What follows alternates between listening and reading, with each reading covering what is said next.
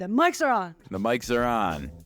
That's right. 7:50 a.m. Yes, they are. Early on, we are trying something different. Something new and something different. For starters, I'm standing. Nikka is standing. I got it. Standing room only. I'm sitting. I got my mic propped up. My back is straight. I'm pretty high up. I have to sit up straight in order to reach the mic, so that's a good thing. Sure. Nevertheless, louder. It's Friday. Oak Island aired on Tuesday night. This is going to be the first episode of Oak Island Weekly as a part of the Ken Nikka Lifestyle podcast. And we're going to be posting early and often, everybody, because we get up early and we go to bed early. We do. But the Oak Island is not late. Well, Oak Island we watch on Wednesdays because we watch it on the History Channel app traditionally, and it's free there. So if you don't have access to History Channel and you want to watch the latest episode of Oak Island, or The Curse of Oak Island as it's officially called, you can go on the History app the day after it airs and watch it for free with advertising. Sometimes there's some interactive ads, so you got to be careful. You can get stuck and not realizing you need to actually interact with the ad in order to make it go forward. So when you start interacting with the ad, does that make you purchase the whatever is being advertised? You don't purchase it, no. Oh, okay. But it will. It could take you into like a whole other menu where it's like, learn more features about this.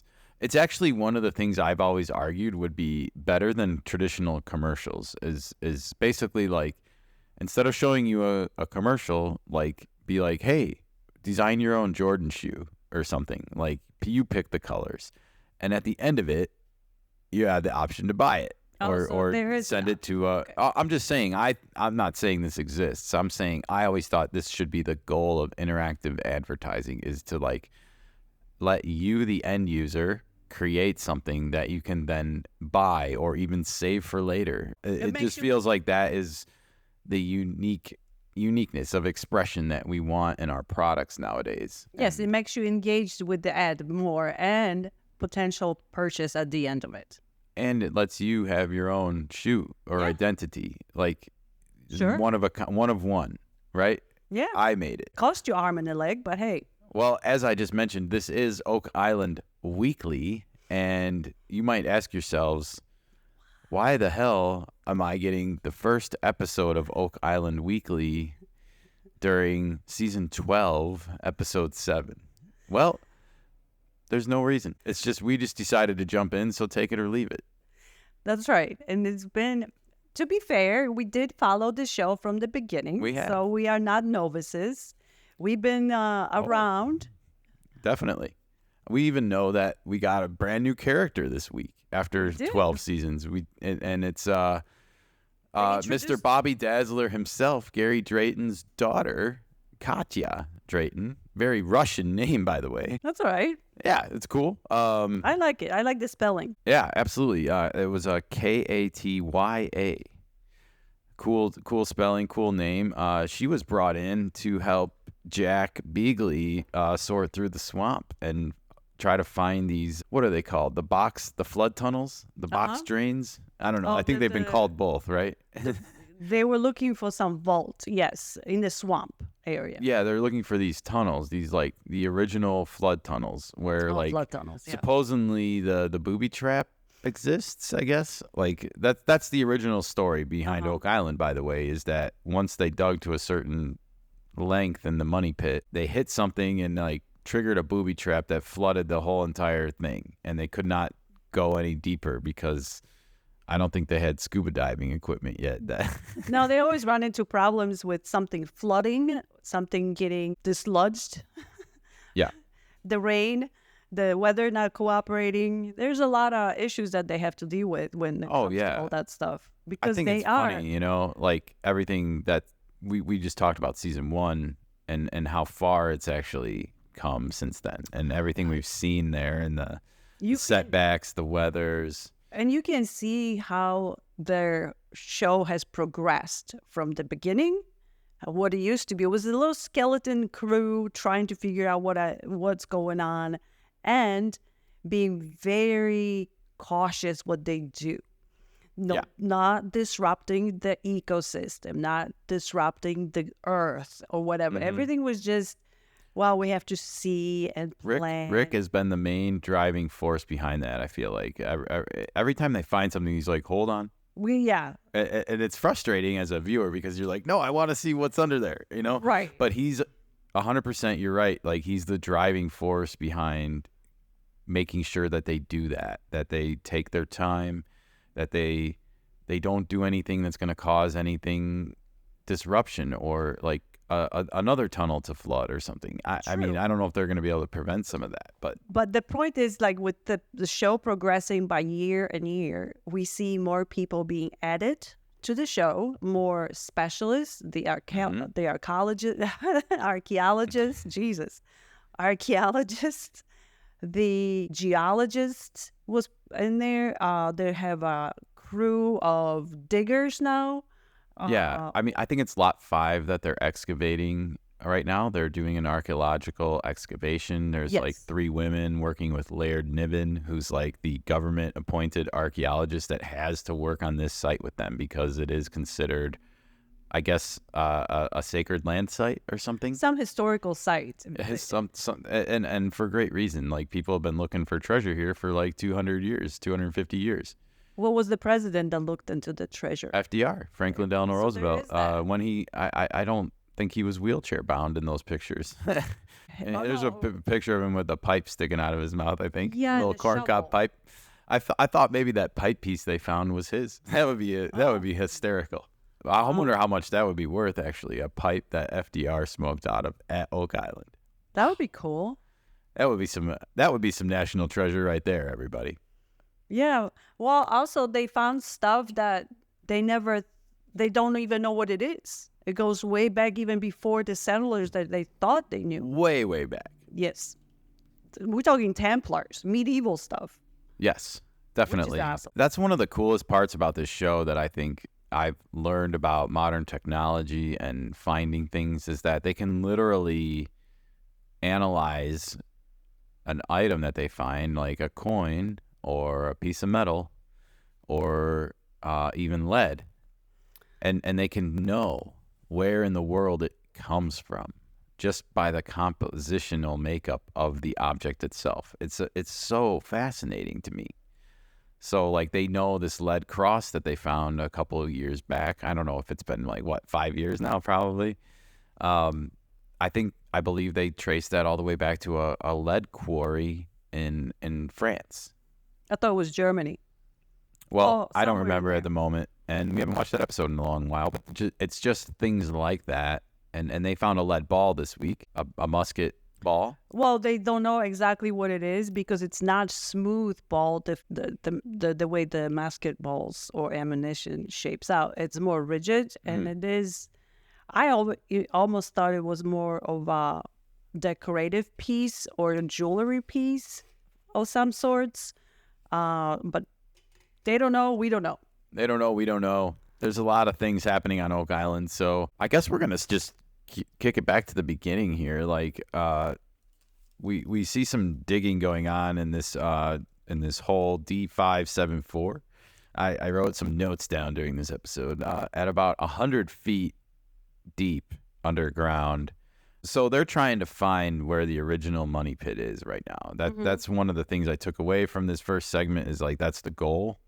And with that, it seems like they have found a mysterious like 9-foot high tunnel in wherever they were digging in this D574 hole.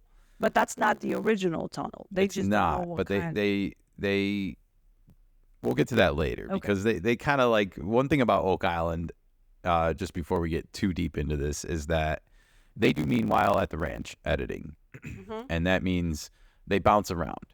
And I don't know for certainty as an editor how much they break the timeline to make it work and to make it interesting and to make it into a compelling, 45 minutes every week that moves. So I don't know, but we leave the digging crew as they search for the OG money pit, as I'm gonna call it. They're looking for the original money pit, and if you don't know what that is, you should go back and watch season 1, episode 1. Just just do yourself a favor. Go back to the beginning and watch it so you know all the history of Oak Island and the 250-year plus search for treasure on the island. It's pretty fascinating. And like I said, FDR was involved with it in the early 1900s, like before World War One. I found one little interesting nugget. You know, they filmed the show from May to November, and we see what kind of weather they get in November already. So majority of that stuff is shot during the summer. Yeah, and you also see how long it takes for the footage to come back and get processed and edited together, you know, because if they start shooting in May, it doesn't wind up on air until November. That's a 6-month window right there from when cameras roll to when we see the first episode. And I just feel like if you watch this show, it's pretty fascinating how much work is being done on this little island to look for treasure. We've mentioned a couple things already, like the archaeological excavation that's going on one of the lots. This is a fascinating structure that's underground here. Mm-hmm. Fascinating. The way the bricks are laid out, it's clearly man-made. There's clearly something cool under there. I'm not saying it's tied to some ancient treasure or anything like that, but whatever they're digging up is cool. It shows that there's history here. It shows that there was human beings here before us laying bricks and laying rocks on the ground, making something. It's fascinating. And then we also have these digs going on in this bigger part of the island, I guess, or maybe more open part of the island where there's not houses and stuff, but they're trying to find the money pit, and they're just drilling really small holes underground right now and bringing up tubes that show basically the composition of the soil at that level. Yeah, and how it changes based on the meters they go in. Okay, so they got that going on, and then they have all these other theories and like kind of that they're chasing down of who could have brought the treasure, whether it's the Knights Templar, whether it's the Vikings, whether it's British people related to Shakespeare, related to France, related to Spain. Like everything's been thrown out to the wind. Like, yes, it's pirate treasure. It's also been proposed that it's been a dumping place for treasure for millennia, like for everyone to leave their treasure. Pirates. Yes, rats. Exactly. Pirates. There's this huge swamp that supposedly is man-made as well. Yes, so they're excavating that, and we see some of that, and so that's actually where we go next. So we mentioned that they were looking for the OG money pit, and then we're introduced to a new character out of nowhere. We're introduced to Katya, and her last name is Drayton. She's Gary Drayton's daughter. She's his protege. And protege, yes. It's a familiar thing here to have it be a family affair. And I think we're going to talk about that more at the end of this, but it's just something that keeps happening, is that the generational family is involved here. We have a lot of fathers and sons, and now we have a father and a daughter. And it makes you feel like they're never going to stop looking for this thing. or that this is being... Everything that they're building there and doing there on the island is being set up in a way to be passed down and kept into this family of people. Sure, and they turned this whole operation into a museum. You can exactly. That's what I'm visit. saying. And like this museum is going to now live in this family, no matter what they find there.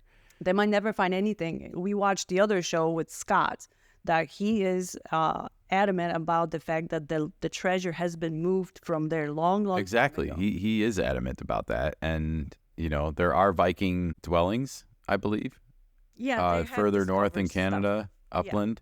And it's been proposed by him, Scott Walter. He sometimes gets out there, but you know, it's all about learning about what exists. Sure. For real.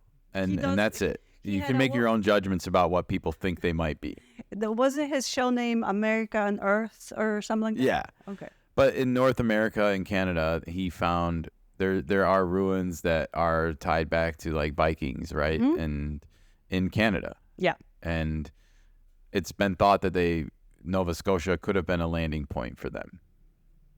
So, anyhow. Not surprised at all. So we meet Katya Drayton for the first time. Gary Drayton's daughter, Mr. Bobby Dazzler himself. If you don't know who Gary Drayton is, he is the metal detector guy And everyone loves that guy, right? Because he's the one looking for the gold or sometimes silver or whatever they find. But his daughter is his protege, and she was brought in to help, like, sort through the muck in the swamp because they are excavating certain parts of the swamp looking for these flood tunnels, as we mentioned. And it's been thought that the flood tunnels were booby-trapped, right? Yes. So they have these water flood tunnels underground, and they suspect that they are coming from the swamp area of Oak Island, and they also are saying that this swamp is a man-made swamp, that they were like, it was made to hide their evidence, basically. Okay, that's true. And they do find some pretty weird stuff underground here. You know, They found pieces of ship. They found some cannonballs. They found a lot of stuff associated with Spanish armadas exactly. from They did. way back. They did. They found some things. Yeah. I guess that's the best way to put it. Also, Go ahead. when you talk about the generational thing, the previous explorers of the island, they worked as a family as well. Yes. And it was passed down, the lots and the estates, if you will, were passed down from a father to a son to continue. Yeah. I mean, this show's been on the air for 12 years now, and there's been a lot of story documentation, but I believe like there's been a lot of family searches for this treasure. And in fact, a father and son died looking for it. 6 people have died while the looking for seven this has treasure. to die for the curse to be lifted. Supposedly. And that's where the name, the Curse of Oak Island, comes from. I don't know about all that. I don't know what even constitutes a death anymore. Like, could some guy just die in his rocking chair on the island and like No, I think it has to be in all you're looking for? while you're Okay. Well, curses can be powerful things, as we know. I'm kidding. So yeah, we have her, and she was joined by Jack Beagley, who is just he's related somehow, right? Yeah, he's stepson of Greg. Craig. Yeah. Craig Tester. Greg Tester. Yes, that's his stepson. Okay. His So real son died, unfortunately. yeah, He was that happened a few seasons back, and at one point, Craig was thought to be like leaving the show, and no one would have blamed him, but he did actually come back, you know, and I think I think he it was continues to be a really solid voice in all of this, a realist. Yeah, you're right. But he also took some time off when his son died, which is rightful, and Yeah. you should.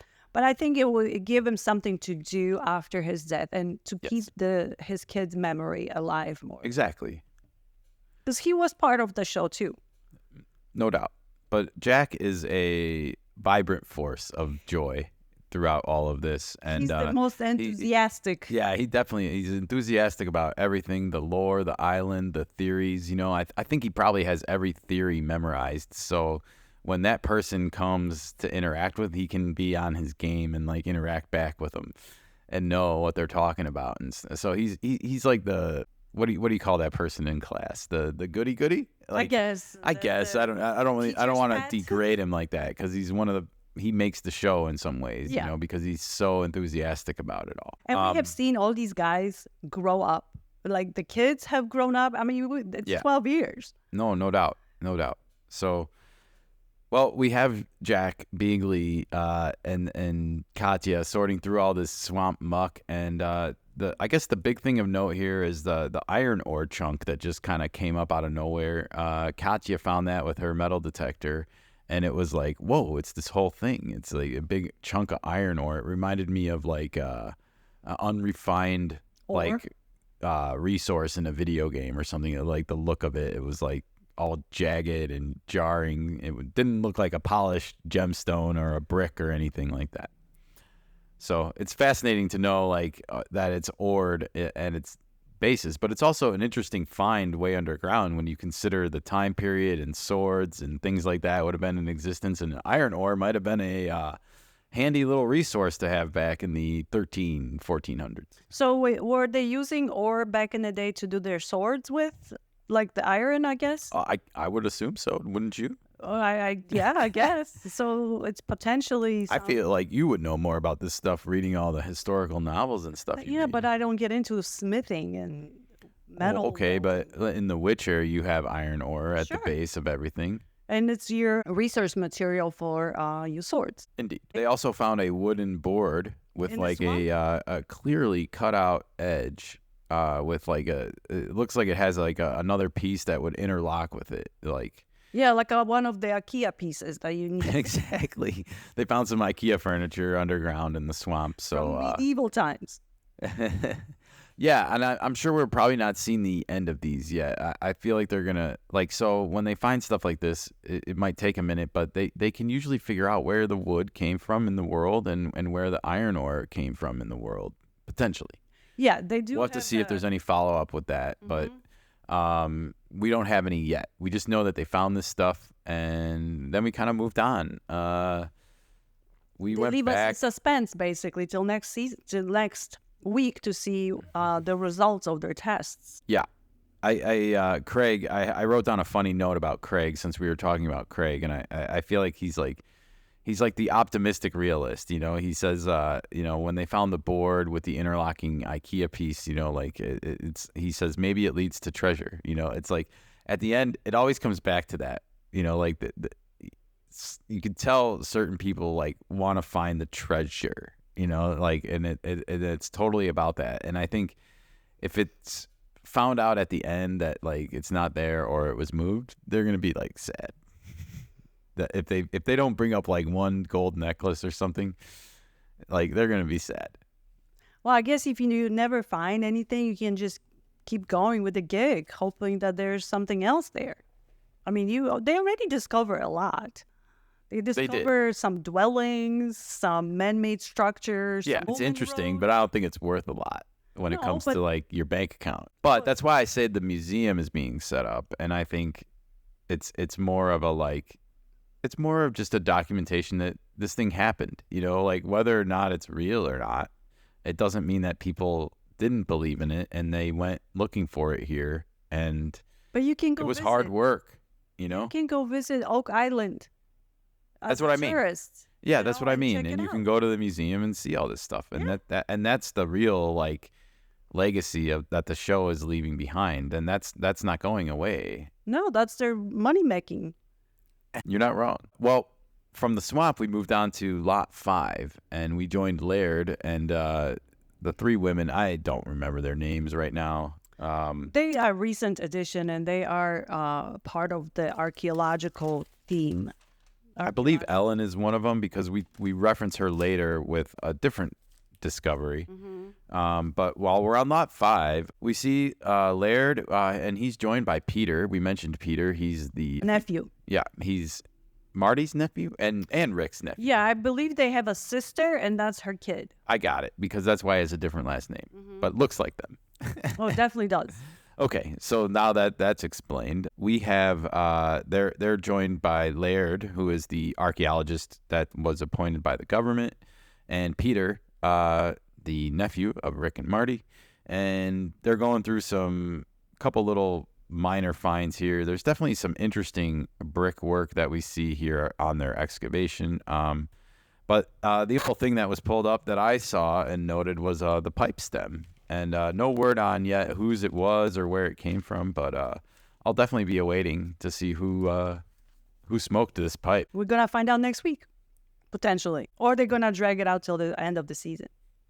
This is interesting, and like I think it just remains to be seen like whether or not any of this is even connected to the money pit and the potential treasure that's at the bottom of it. But it's been sort of suggested that the Lot 5 structures or dwellings could have been possibly linked to the people who made the money pit in the first place to hide the treasure. They needed some lodgings and some places to set up shop and all their work. So this is close enough by where it could have potentially played a role. That's all. From there, we go out to Lot 4, which is right next door. And we join Gary and Jack Beagley once again. And this is, again, where I get into the timing of it all. And it's like, oh, I'm not saying Jack's not enthusiastic to be all over the island every day with his four-wheeler or something, but whether this is all happening congruently in the exact time or if it was like, over a week-long period and they just manipulated the time, so to speak, we'll never know. It's magic of editing. The magic of editing. I know how the sausage is made. All right. Well, when we join Jack and Gary here on Lot 4, Gary is metal detecting, and we get a few interesting little pieces pulled up, and they seem to always find stuff on Lot 4, right? And again, this is right next door to Lot 5, so there's a lot of traffic, and interesting people have owned these lots, right? Like people that were in the Revolutionary War and stuff like that. So that's just throughout history. But all right. The first thing that came up that we saw was an irregular shaped button. The next thing that came up was this like lead bullet with, I think you referenced earlier, with like weird etchings on it. And we also found a little chipped piece of silver, and they got really excited about this. And, They thought it was the first treasure. Well, it was like you could see it really glinting in the sunlight, you know, like it had that. Yeah. Silver. So anyways, we're going to come back to this in a while, but they did show it to Ellen, who's one of the women that is excavating Lot 5, and since it's right next door, and she did confirm that this was silver. Just by looking at it, you could tell. So that was pretty exciting for everyone. But then they send it out to be So analyzed. yeah, then it gets sent back to this lab that they've kind of set up there, and a girl named Emma Culligan works there a lot, and she kind of works directly with Laird, it seems like, a lot, as far as like getting these relics analyzed once they pull them up out of the ground. And she's the one that really looks at like the chemistry makeup. What's this thing made out of, and where did it come from? It's really cool software, and it's awesome to sort of see, and it's one of the most exciting parts of the show, I would say. And this one, they even brought Rick over for all the unveilings, you know, because of the piece of silver. I think people were excited about that. And fortunately, Emma kind of dropped this bombshell on everyone right away that sort of, I feel like, took the energy out of the room. And but she said the silver was modern, that it wasn't old. Because it had a lot of aluminum in it. And that kind of sucked the air out of the room, because I think a lot of people were hoping that it was, you know, old. Treasure. 1300s silver. Now the lead bullet, on the other hand, or whatever it is, the lead ball that has the interesting etchings on it, or chippings, whatever they might be, that was determined to be old, and it is also, I wrote down, pure lead. So it's very rare, I think, to have objects made out of that purity, you know. Right, and as long as they've been making substances, someone's been trying to cut it with something else to make it last longer. Possibly. The archaeologists and Emma both agreed that this is way, way older than the whole thing that they were thinking, like medieval Templars. That could be even before that. Mm-hmm. Yeah, it's really interesting and a cool find. So we'll have to keep track of what happens to that little lead ball, and what we learn about it and where it came from. Because I don't think they did the like chemistry test where they showed where in the world it could have possibly come from originally. I think that's gonna be next week. We might find out. We might, yeah. We always get a little teaser at the end, and we're gonna, of course, end with that ourselves. But before we give our final like impressions of this episode, we did have some more, I guess, interesting theatrics at the end, as we usually do. There's usually some kind of like build up at the end that teases into next week, right? And that's again the magic of editing. How do they do it, folks? Well, we find that the D hole we mentioned earlier they're now working on a new E hole, right? This is, I wrote down E75 5.6. All right. Man, I hope you know what that means. This numbering grid system must mean something. I would guess it's just plot points on a grid, alphabet on one hand and numbers on another.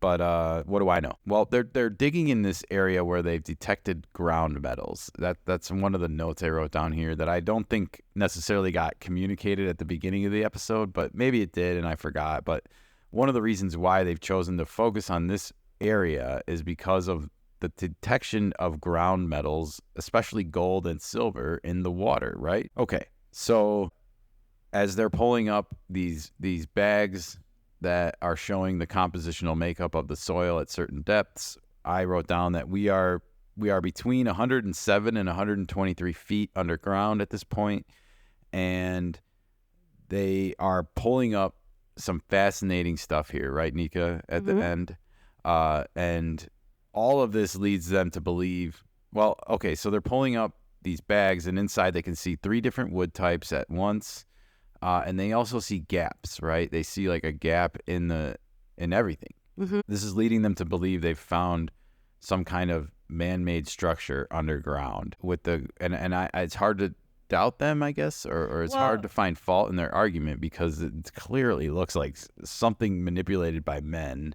The way they pulled the tube out, it was specific. It was very noticeable. You had clay, wood, empty space, clay, and concrete, or something like that. It was in order, specific order that made sense that this is what it is as the vault. Yeah, there was some kind of substance that they said could have been like medieval concrete. Right. I believe. It reads as a concrete in the modern day, but it was made out of limestone and something else. Correct. And that was like what they had back then. Exactly. Fascinating. It also appears that they feel like this is connected to another tunnel, right? Or am I wrote this note down and I'm trying to remember why. I don't think it's connected, or this is just another tunnel that they found and they don't know what kind of tunnel it is or where it connects to. Well, this brought us back to a long time ago because, I don't know the last time we heard Chapel Vault mentioned on the show, but they believe this is the Chapel Vault, and the Chapel Vault refers to people that previously were looking for the treasure and claimed they found this box underground at a certain depth. Wow, that would be incredible if that's what this turns out to be, because it would just bring credence to those old stories, that they weren't just bullshit and made up propaganda about the island or the mysteriousness and whether this treasure even exists or not. So I think that will be something interesting to play out, I guess, over the next few weeks as we learn more about what they found in this area. And yeah, they kind of leave it on a cliffhanger for us here. It's like we're not supposed to know, I guess, whether or not this is what they found. But I feel like this looks kind of promising going forward for at least interesting things happening deep underground. Whether it all leads to some hidden Peter Pan treasure or Captain Hook's treasure, I don't know. But we're gonna be here to report on it. I do know we will be here, and I do know that we saw the teaser for the next episode, and one of the big things that they are sort of showing or teasing is that the original money pit may have been found on the next episode. If that happens, that will be one of the biggest finds of that show. For sure. Yeah. And you never know. Things can be edited. And the one thing I want to say about this show is it has the ability to fill you up with excitement. Like, oh, they're getting very, very close to finding something. And then again, you can get the air totally sucked out of the room and be like, yeah, and it can happen so quickly, and then it's like you're almost like you're back to square one. And here we are 12 seasons later where it's like you feel like they've gotten close, and then it's like, wait, maybe there's nothing here. And then, setbacks, hurricanes, weather, COVID, Canada, all this stuff happens over the course of 12 seasons, and here they are, and it feels like they're finding things that are interesting, documented history, like and their pursuit and their ability to have gone about this a certain way, I think, is what keeps everything fascinating right now. I wish them the best of luck. I hope they find something at the end of this rainbow. Oh yeah, but then they can't, because the show will have to end. So they have to tease a little bit at a time. True, but they've already tried doing the spin-offs with like the next treasure hunts and stuff, so it's not the same though. It's not, because this one is interesting. I think the fact that we don't know if there's anything there, like if there's a ship that wrecked and you know that something was on it, you can deduce that there's money underwater or somewhere. But here it's all myth, and it's whether that myth holds reality or not. And it's also the first original show about treasure hunting that we have noticed in the modern times. All the other spin-offs are copycats of this show. They have very similar formula. Even Rick and Morty partake in those shows, but they are not the same. They're not as in depth. They're more as support. But they're being they're almost like consultants. They're like Exactly. treasure hunting consultants now because they have learned and tried it all over the course of their time, and including like huge construction operations. You Yeah. know, whenever you're sticking like a tube 120 feet underground, pulling up huge. It's a lot different to dig over on the Oak Island versus go scuba diving from a boat and looking for a treasure under the water in the Yes. ocean or And like people need to Michigan. understand, like, the more times you dig someplace, like, the more risk you run of just total collapse of the area. Like, if you have to let the ground settle and, like, harden again and before Yeah, you start digging again. And you know, they are digging on the island that's surrounded by a water, Exactly. and there are a lot of tunnels that can just flood your drilling and make this whole operation go to shit, you know, in a couple 100%. minutes. All right. Anyway. Well, that is going to do it, I believe, for this first episode of Oak Island Weekly as part of the Ken Nikka Lifestyle Podcast. We'll be back here once a week to recap these episodes and in between our other scheduled programs that are going to be going up on the air, as I said, early and often at the beginning of this episode. But it's been real. It's been fun chatting about Oak Island for a minute and getting, I think it helps even me as a viewer sort of make sense of everything that you saw all week, and keep it in perspective. Sure. All right, everybody. Well, join us on the podcast for all of our episodes, but be sure to watch for our next episode of Oak Island Weekly, Season 12, Episode 8. And we are on all the streaming platforms for your podcast consumption. Spotify, Apple, Odyssey. and Odyssey. So give us a like and follow. Yeah, give us a like and follow. It will help us out, and we will continue to produce these little chats for you as we navigate our lifestyle, Ken Nikka lifestyle, right here on our podcast. Thanks, everybody. Stay Bye. tuned.